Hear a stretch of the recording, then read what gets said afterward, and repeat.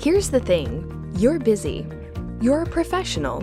Maybe you're a pharmacist, and you know you're capable of doing more, doing much more, and living a more organized, less stressful, purposeful, and freedom-driven life.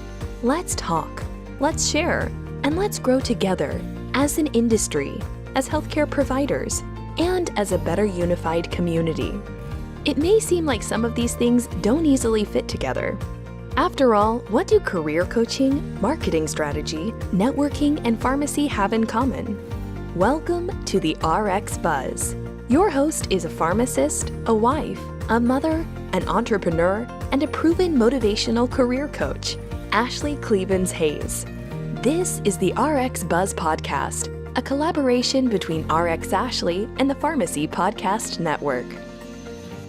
All right, guys. Hey, this is my first podcast with a very, very cool, awesome guest that honestly, I feel like we've known each other for a very long time, but coincidentally, we just had the opportunity to meet this past weekend. And my friend Blair is joining us. So I'm sure many of the listeners here already know Blair, but welcome to my podcast, Blair. Thank you so much for having me. If you don't mind, and again, majority of people, I'm sure, already know who you are, but why don't you tell us a little bit about yourself and kind of what your passions are and what you're focusing on these days? Okay, well, I'll kind of start from the beginning. I was working as a clinical hospital pharmacist in 2014. And I was about 6 months pregnant with my first child, my daughter, when I found out that the small hospital I was working for was undergoing budget cuts.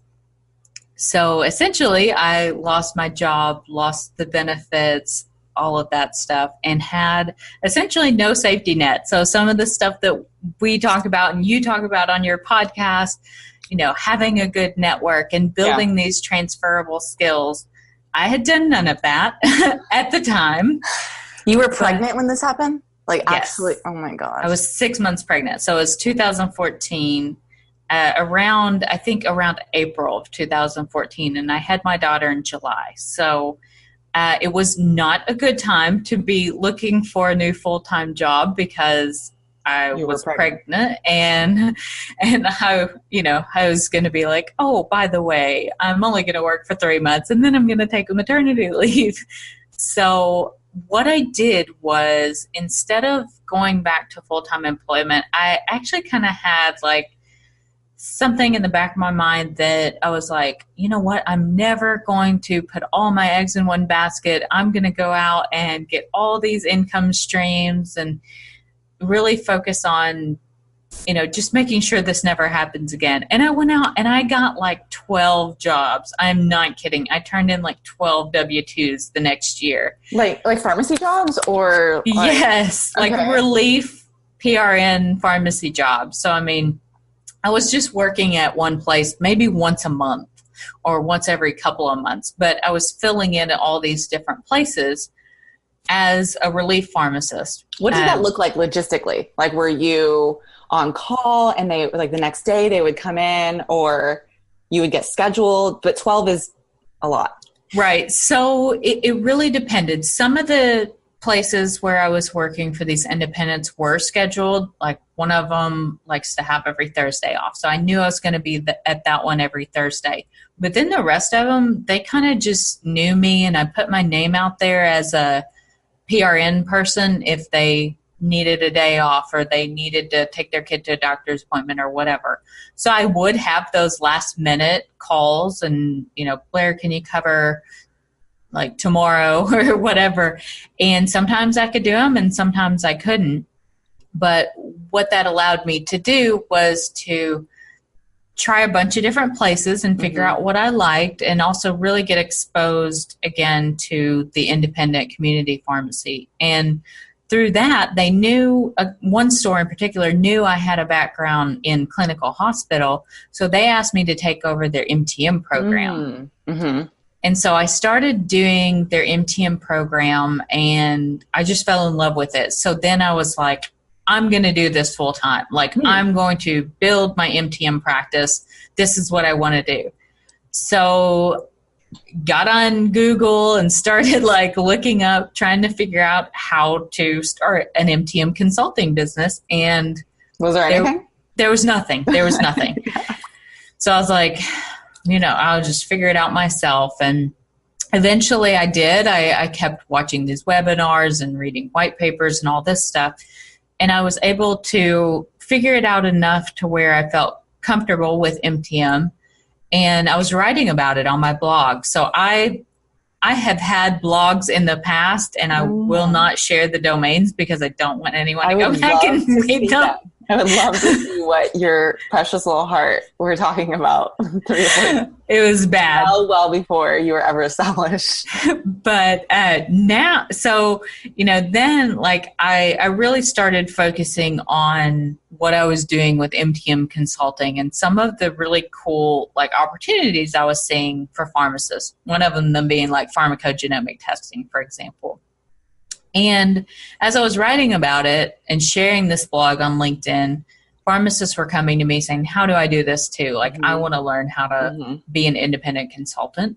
So I took on my first few clients and we had one-on-ones. And from there, more and more people started contacting me. And I said, you know what? I'm going to do an e-course. So cool. In 2016, I did an e-course, and that kind of evolved into this membership site because people were like, I want more, I want to work in a physician's office. I want to do chronic care management. And so what started as just focusing on MTM consulting in the community pharmacy setting grew to what would it look like for a consultant to go into a physician's office. So when you were working in the independent pharmacy, were you going into the physician's office or were you MTMing, doing the MTM from the pharmacy? I was doing it from the pharmacy. So I've never worked in a physician's office, but through the research and people asking me, okay, what would this look like? We've really figured out and done research on all the billing codes that pharmacists are using. And I've done that through my years of interviewing people for things like the Elevate Summit, in putting these stories and case studies together, in reading the literature on pharmacy clinical services, and then just digging through the CMS stuff of like that says what a pharmacist can do and what they can't do. So when people see your success now, what do you think it's a combination of? I mean, hard work and I don't know. I just feel like people miss that you actually lost your job and had to start from nothing. And what does that look like in terms of starting from essentially 0, 12 per diem jobs to where you are now? I think, people see success or they see you or me now and they're like, how do I do that? So what do you think that is? I think we talked about this before about how I admire you so much because you're so bold. But what do you think that is about either yourself or what it is that you were trying to do a couple years ago, which ultimately led you to becoming essentially successful? So, one question I get asked a lot is, who does my marketing material?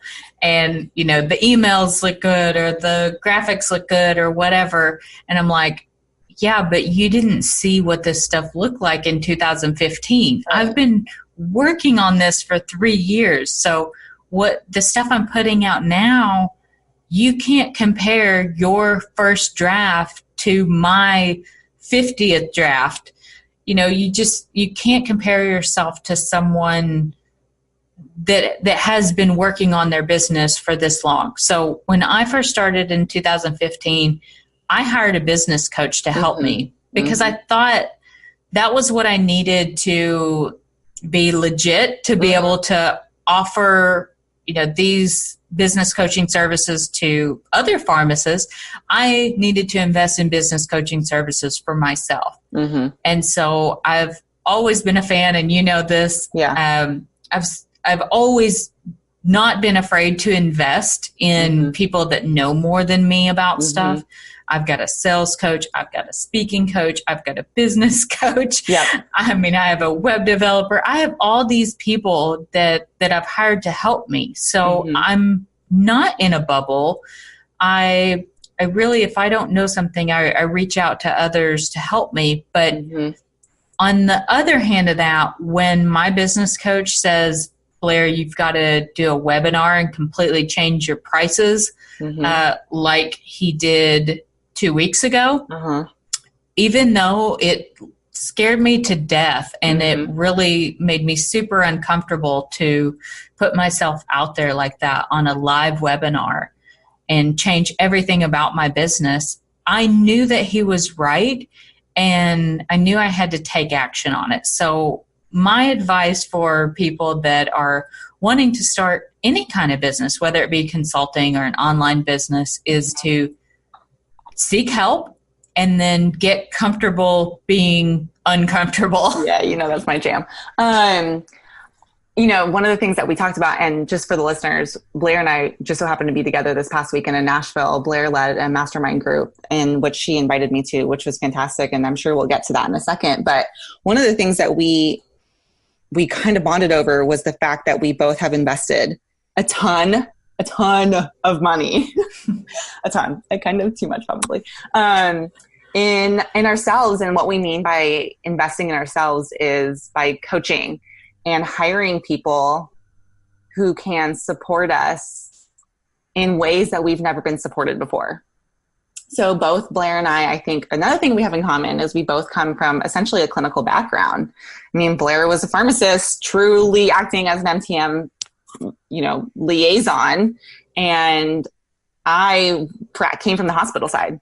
So my skill set, and same with Blair's, are not necessarily in business 101 or entrepreneurship 101. So what we did, I think what we both share in common, is that we recognized that from the get-go. And we knew that, our vision, what it looked like, but we just needed to know the steps to get there or the support to get there. And I think that's something that both of us have really, really done. And I think it's really worked out for us. So what does business coaching look like to you, and compared to probably before you had a coach and then maybe after, and what is the impact and the results you probably have seen? So when I first started working with her, she really talked about positioning yourself as a thought leader in your field. So identifying a particular niche that you're interested in and trying to become the expert in that niche. So that's really what I've tried to do with MTM and billing for pharmacist services, so that if anyone has a question about billing for pharmacist services, I can either help them find the answer or have the answer for them. And that's what I've been able to do in the academy, is to cultivate all of that information in one place, so that people don't have to spend hours and months and looking for this. So to me, that's what business coaching is paying someone for their expertise that puts you months or maybe even years ahead of where you start from. And it saves you a ton of time by not trying to figure it all out yourself. Totally. So with that said, so tell me about the services that you've been offering and what's really been working for you personally, just from a business standpoint, and what are you really focusing on these days in terms of your offers? So I offer the academy as like people can come in, they can get help through the forums. I also do some one-on-one work if someone has a specific question. I had a pharmacy owner approach me the other day that said they had a clinic who had approached them and was wanting them to provide some comprehensive medication management services. And so they came to me and was like, what does that mean? How do I do it? What should I say back to them? I don't even know what to ask or where to begin. So we do that. I also host an annual summit, a virtual summit called the Elevate Pharmacy Virtual Summit, which is pharmacy's first and only virtual conference. We partner with the NCPA Innovation Center, and we offer CE for those interviews. So cool. What kind of interviews are there? Mostly it has to do with pharmacists that are doing something cool. So it's like innovative models, whether it's people that are already in a physician's office doing that, or maybe they're offering pharmacogenomic testing in their stores, or maybe like one of the ladies we met this weekend who is killing it with CBD oils. I need to get her on the next Elevate Summit just to talk about how her business has absolutely exploded by doing these health and wellness consults and selling CBD oil. So that's another facet of the business. And then this workshop that we hosted this past weekend in Nashville. Which, by the way, I'm pretty confident the first female pharmacist-driven mastermind that at least I've heard of. So I think you can put that award or plaque up on your wall. Yes, and I'm not even sure that the ladies knew what they signed up for until we actually started. I think we blown them when they were there. So that's just awesome. And that's another thing I take from the business conferences that I go to and the masterminds I'm in with other female entrepreneurs that are not pharmacists. I'm getting ideas from them constantly and thinking, how can I apply this back to the pharmacy industry? Yeah. Maybe we can explain to everyone what exactly a mastermind is. And I think a mastermind is different to everyone. So I would love to hear what you think it is. Okay. So to me, a mastermind is a group of people that come together in a structured, facilitated way to help each other work on their businesses. So what we did is each person got 20 minutes in the thought seat instead of the hot seat. We call it the hot seat in my entrepreneur mastermind, but I didn't want to scare anybody. So we called it heart seat in my mastermind. Okay. So we called it the thought seat. I love that. Yeah. In our pharmapreneur mastermind. And each person in the thought seat got 20 minutes. So throughout the workshop, we kind of encourage people to start coming up with their question, what they wanted to ask of the group.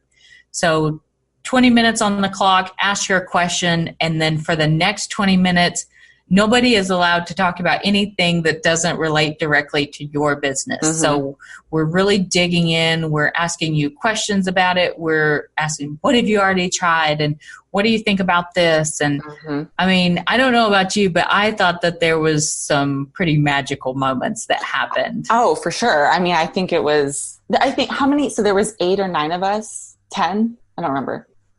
I think there was 10 total. Including me, there was 9. So there was 8 participating in the mastermind. Yeah. And I think that everyone walked in not kind of knowing what to expect, but by the end of the day, everyone was so much more full, I feel like, of empowerment and motivation and confidence and really a solid idea of what to go back home to. And specific tangible next steps on what to do to grow their business even more. I hope so. And I hope they also found support in people that were interested and that wanted to see them succeed in their business. Totally. Because that's, I think, what some of us are lacking is a good support system. Agreed.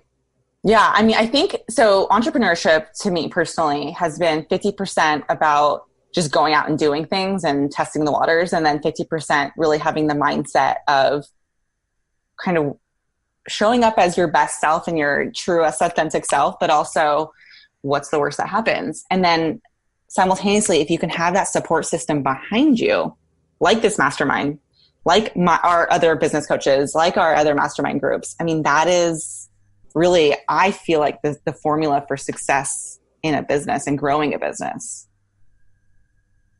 Absolutely. I think that as pharmacists, we want to have it all figured out before we take the next step. Yeah. And I'm just here to tell you that I do not have it all figured out. I have no idea. Blair. I have no idea what I'm doing. No. I do not necessarily have a plan for the next step. I mean, I knew I wanted to launch this mastermind as early as November of last year. I was going to say, I mean, you've been planning this for over almost a year. So it's not like this just, again, you thought about it, you dreamt of it, and then a week later, all of a sudden you were able to charge people to come to a mastermind. No, I mean, you put in the thought, the energy, the work behind it. You hire a sales coach, you hire a business coach. I mean, this is months and months and months of planning. I mean, even you and I connected back probably 6 months ago to say, what do we want to accomplish? And we can leverage both of our skills and how we can support this group of women.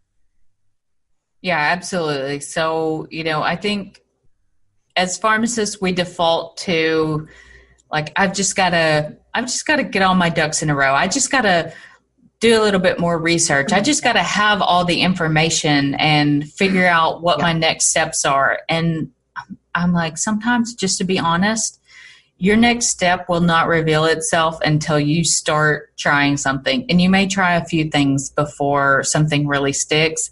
But the important thing is to just start moving forward and start trying things and not being afraid to put yourself out there.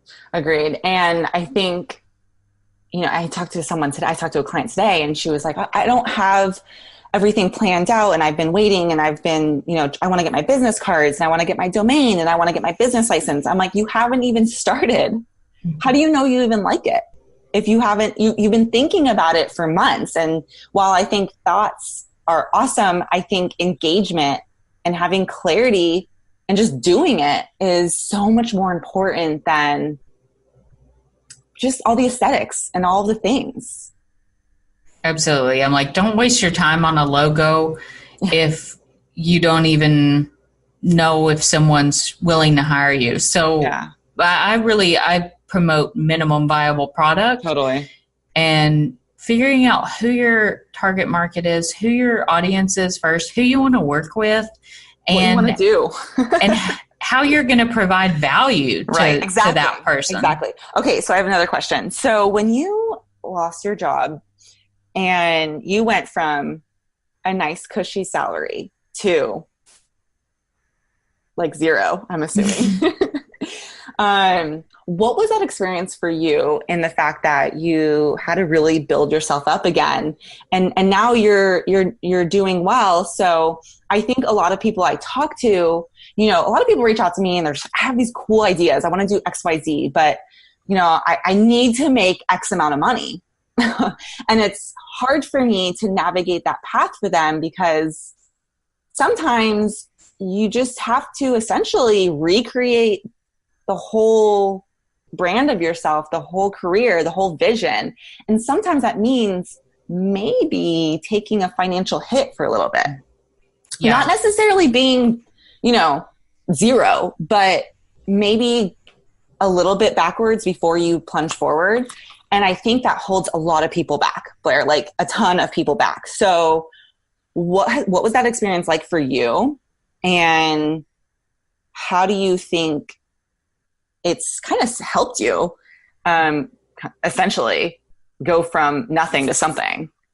Yeah. So luckily, whenever I got cut my hours at the hospital, I did have some PTO time that I was saving for maternity leave. Sure. That I was able to cash out, and then I was able to pick up those retail shifts pretty quickly. Sure. I had to go back. Yeah, but you still lost your benefits, and you still, you still lost the safety net. Yeah, I took about a $40,000 pay cut that year. Yeah. So, and I was not expecting that. It's not like we had a big cushy nest egg, in the bank, because I think I still had at that time maybe about $60,000 in student loan debt. Yeah. So, and we had a mortgage and all this stuff. And a baby coming. And a baby, on the way. Small thing. And so, it was definitely something that I was forced to do, to step back and take a look at my finances and try to figure out what are some things we could do to save money on this. And this is definitely an issue for people. And, sometimes I think we do get stuck in what I call the golden handcuffs, is getting stuck in these jobs that we hate because our lifestyle it needs that salary to support it. So I encourage people in the very first lesson of the Pharmapreneur Academy. It's really about personal finance and about taking a hard look at your finances. And, if your mindset is, I have to have X amount of dollars per week to survive, then take a hard look at that number. And are you tracking every cent that you spend? I can tell you, before I lost my job, I didn't know how much we spent every month, and I had no idea how much I was bringing in every month.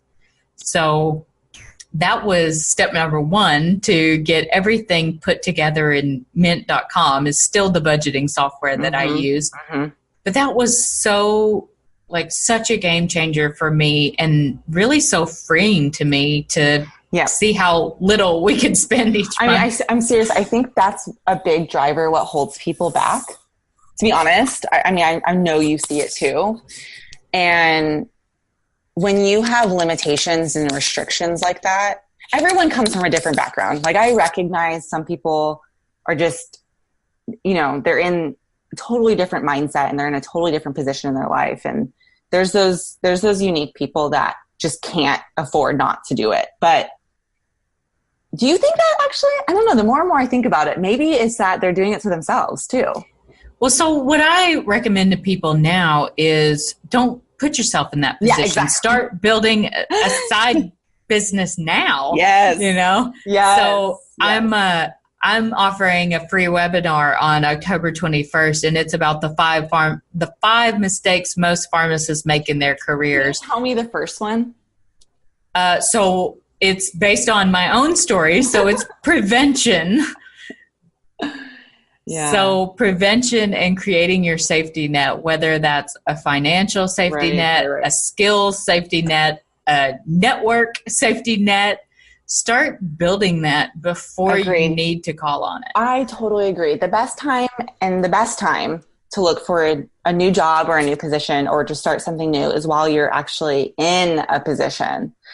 I just see it I see it in where people maybe lose their job or they get miserable in their job and they just don't know what to do. So they take the first thing, but then 6 months later, they end up in the same situation. So what I recommend for everyone is, don't get too complacent.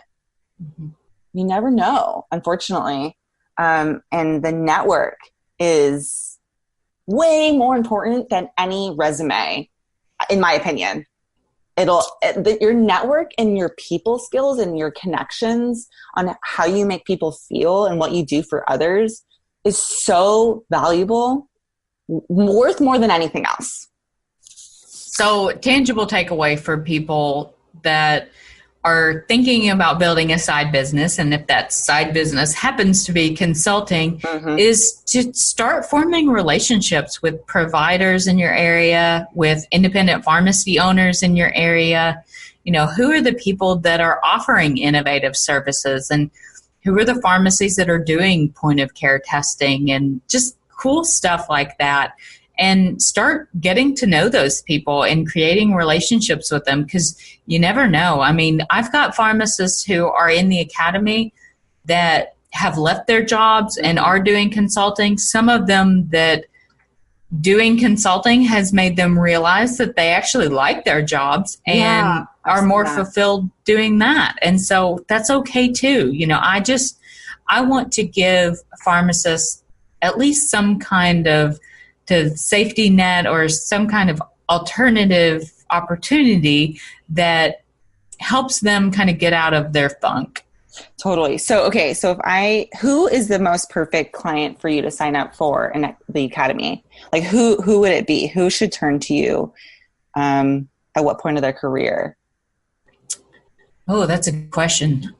We've got people that are in the academy that are new students, new grads that just graduated, and they either can't find a job or they're just wanting to do something different. They're wanting to embed themselves in a physician's clinic setting and offer ambulatory care services, all the way to people that are pharmacy owners and they're just like, I'm ready to get out of the dispensing rat race. I want to offer like health and wellness consults and cash-based services, just to boost revenue or at least help us through months where cash flow is tight. So really it's for any pharmacist who is interested in advanced clinical services and having more of the one-on-one patient connection, and those who are interested in forging a little bit of a new path. So I'm not going to lie and say this is a turnkey solution. All you got to do is download this marketing flyer and you're going to be able to waltz in the door of this clinic and they're going to hire you on the spot. It does take some time to create these relationships, but we're seeing it in pharmacists all across the country. So it can be done. And I'm just trying to give pharmacists the resources to do it and do it well. Have you seen some of the, tell me a success story from some of your students who have gone through the academy that you feel like really embody what you are trying to accomplish? I know some of your coaching clients from over the weekend who are doing super cool things, but because I feel like people need to hear tangible stories. Like, I think people get inspired by hearing us talking, but really like the reviews of, I did this and then this happened. And obviously you just said it. You got to put in the hustle. You got to put in the time. You got to put in the sweat. But with the skills that they've gained, what have some of the clients been able to accomplish? So one in particular, she came to me wanting to do MTM for independent community pharmacies. So we were able to, she had already a really good network already existing and lots of local relationships, but she had kind of already gotten those pharmacies to hire her as an independent consultant. What she was looking for was to grow her business to do it full time. By the time she actually not sold that business, but left that business to her predecessor, she was up to working for like 11 different pharmacies. Wow. That's so crazy. She had a really good practice. We have a long-term care consultant who's in, I believe in Utah, and he is just killing it in the long-term care consulting space. He's doing stuff with the information that I'm giving him on incident 2 billing and completely turning it around and using it in a different way in long-term care consulting. So cool. And then we've got people who join the academy with an interest in pharmacogenomic testing. And one of them, instead of offering pharmacogenomic testing to patients like she intended to start out with, she has actually already pivoted in her business and was approached by a lab company that's wanting to break into the pharmacogenomic testing space. So she's working for them as an industry consultant. That's awesome. So cool. We really do have a wide range of people. I mean, I know I'm known for the MTM consulting, but we have a very wide range of people that join the academy because I feel that the academy attracts leaders, and the people that are in the academy are leading the profession forward and they're wanting to do something innovative. Yeah, unique, cool things out there. I love that. Okay, Blair, I have to ask you, how does it feel? Like, what do you ever wonder how it feels, or I don't know how it looks? Like, you're such an influencer. I don't know if you know that. Do you know that? That you have such an impact on people's lives. And one of the best parts to me about having the opportunity to be on this platform, or the opportunity to even host a blog or host, I don't know, just cool stuff like the Pharmacist Moms group and our Mastermind. Like, I feel so fortunate and so grateful for the people who have entrusted in me. And we're just starting. So I wonder, what's it like for you? Because you've been in it for a couple of years and you've been around. And where do you envision yourself going?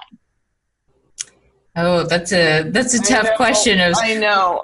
where I envision myself going. So I didn't start out 3 years ago thinking that I'm going to be hosting in-person masterminds and the first ever virtual pharmacy conference. I want you to coin the first ever female pharmacist mastermind. The first, to my knowledge, and I've been around pharmacy for a while. Probably male or female mastermind in pharmacy. Yeah. But, even when I first started and I wanted to give up, I would get these emails from people that are like, I can relate to your story. I lost my job too. Or I've always wanted to do patient care. I've always loved MTM ever since I was a student. And just their notes and encouragement of, that whatever I wrote or whatever I said made them feel that glimmer of hope that they could actually enjoy being a pharmacist again, because I love being a pharmacist. And, I hate to hear the negativity around the profession because I truly love it. And as far as for what the future holds, I'm waiting for my audience to tell me what they need next. And we need to do another mastermind group. And that's it. Okay. So that's what I'll do. Whatever my audience tells me that they need, that's what I'll try to do. I have so many ideas for us, just to be clear. I want to ask you one last question. And I think that this is going to be such a great question to ask a lot of my guests because everyone has such a different, diverse answer in that what does success look like to you personally and professionally? Ooh, you're asking some good questions. I know, Blair. I told you, have a glass of wine before we jump on this podcast. So, okay, success personally for me looks like my kids seeing me going to work excited about my job. And I think in the mastermind, I kind of talked about the difference between work and a job. And a job is something you have to do to get paid for. And work is more your life's calling. So I do feel like the two, work and life should intersect. And I want my kids, especially my daughter, to see me not being afraid to chase after my dreams and to do something different and to follow kind of a different path. I think that people still don't understand exactly what my business is and, that I'm not working as a pharmacist as much anymore. And, but that's what I feel success would be for me career-wise is just being able to turn around and serve the other pharmacists who are wanting to change their lives and are unhappy personally and in their career, and to providing whatever support that may be, whether it's, logging on to listen to an interview on the internet about someone that is doing something you really want to be doing, or traveling to Nashville to meet, some of your new best friends in person so that you can feel supported in your ideas. Whatever that may be, I think that's what success looks like for me, is to free myself up enough to be able to serve other pharmacists in whatever way they need to be served. Yeah, I agree. Well, I can tell you as a testament, because we roomed together over the weekend, I think that you are doing a really, really good job as a mom. I could see it. We FaceTime your kids over the weekend, and I had the opportunity to meet them. So I think you're doing a great job. And I don't know if you feel that way, but we were both away from our families over the weekend, and it's hard to travel. And oh my gosh, it was crazy. It was a crazy weekend. And it was a crazy week last week for you because you were at a conference and my mom was sick last week. And so it was a tough balancing act for both of us to be away, but we did it. And I think the kids will look back and really appreciate that we are trying to make the most of our careers while simultaneously raising good people. Yeah. I think they see that. I think it's, I think someone said it's not work-life balance, it's work-life harmony. And integrating the both. Yeah. And sometimes, sometimes my work suffers, Totally. I will admit. And sometimes my home life suffers because, I'm in my office late tonight working and, my husband's picking up the slack and my kids know where I'm at, but they know that I'm doing something I love and I'm not here because I don't want to be here. Like I'm here because I'm doing something I'm passionate about and that I really enjoy. Yeah, I agree. I think it shows, and I think you're doing a wonderful, amazing job, if that makes you feel any better. I'm not sure if you know that, or I'm not sure what you see, because a lot of times people just see us online. They don't really know us, right?